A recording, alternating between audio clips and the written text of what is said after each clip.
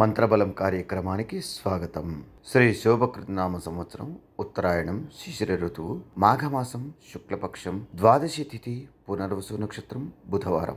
ఈరోజు మనమంతా ఓం రామాయ నమః అని జపించాలి.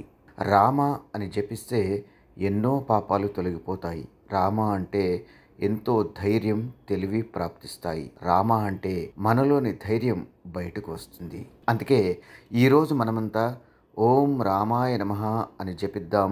ధైర్యం తెలివితేటల్ని సొంతం చేసుకుందాం. మంచి మాట కార్యక్రమానికి స్వాగతం.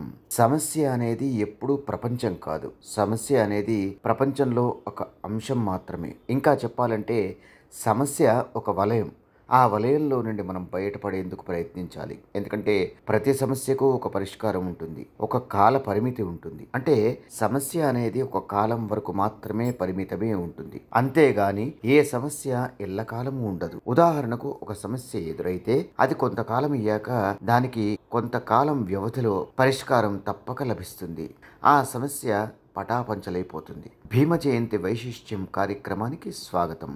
ఈరోజు భీమసేనుడు జన్మించిన రోజు. భీముడి పత్నీదేవి హిడింబి.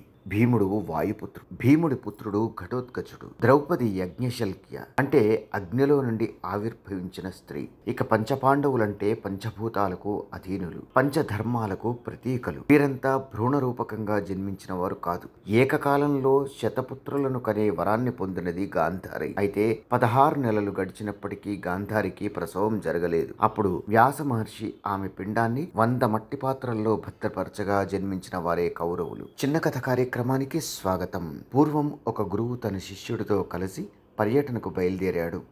అలా వారు ప్రయాణిస్తుండగా ఒక ఊళ్ళో ఉండగా వర్ష బీభత్సం ప్రారంభమైంది. అప్పుడు ఆ గురువు ఊరిని వదిలి వెళ్దామని, ఈ ఊరి వారు మనకు ఇచ్చిన వాటన్నింటినీ ఇక్కడే వదిలి వెళ్దామని శిష్యుడితో చెప్పాడు. కానీ అప్పటికే కొన్ని వెండి నాణేలని దాచిన శిష్యుడు దేనికైనా పనికొస్తాయనే ఉద్దేశంతో గురువుకు చెప్పకనే ఆ నాణేల్ని దాచాడు. అలా వారు కొంత దూరం ప్రయాణించాక ఒక వ్యక్తి నది దాటించాలంటే 2 వెండి నాణేల్ని ఇవ్వమని అన్నాడు. గురువు వద్ద ఏమీ లేవు. శిష్యుడు తన వద్ద ఉన్న వెండి నాణేల గురించి చెప్పలేడు. చివరకు దాచలేక శిష్యుడు చెప్పాడు. అప్పుడు తీరం దాటిన తర్వాత గురువు శిష్యుడితో, నాయన, నువ్వు వెండి నాణేల్ని నీ వెంట తీసుకురావడం అంటే సమస్యను వెంట తీసుకొచ్చినట్టే.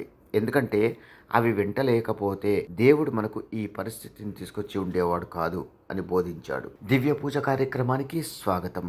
ఈరోజు పునర్వసు నక్షత్రం ద్వాదశి తిథి కలిసి వచ్చినందున ఉదయాన్నే లక్ష్మీనారాయణుల ముందు నెయ్యితో 2 దీపాలని వెలిగించి ఓం లక్ష్మీనారాయణాయ నమః అని గాని, లక్ష్మీనారాయణ హృదయ స్తోత్రాన్ని గాని పారాయణ చేయాలి. ఒకవేళ పార్వతీ పరమేశ్వరులను పూజించినట్టయితే అర్ధనారీశ్వర స్తోత్రాన్ని పారాయణ చేయాలి.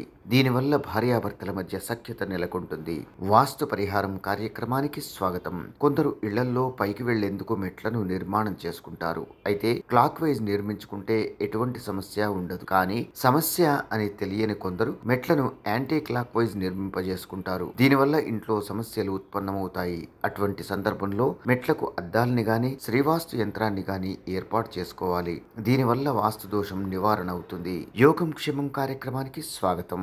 ఈ రోజు సాయంత్రం ఇంట్లో శివలింగం లేనట్టయితే బియ్యం పిండితో గాని, గోధుమ పిండితో గాని, పుట్టమున్నతో గాని తయారు చేసిన శివలింగాన్ని రోజ్ వాటర్ లేదా గంగాజలంతో అభిషేకించి పారిజాత పుష్పాలు లేదా శంఖ పుష్పాలతో గాని పూజిస్తూ గంధంతో అలంకరించి బిల్వదళాలను సమర్పించి దారిద్ర్య దహన శివస్తోత్రాన్ని పఠించాలి. తేనె కలిపిన క్షీరాన్నాన్ని నైవేద్యంగా సమర్పించాలి. ఇలా ఆచరించినట్టయితే ఆరోగ్యం, ఆయుష్, సంపద అన్నీ మన సొంతమవుతాయి. సర్వే జన సుఖినో భవంతు. మమ్మల్ని సోషల్ మీడియాలో ఫాలో అవ్వండి.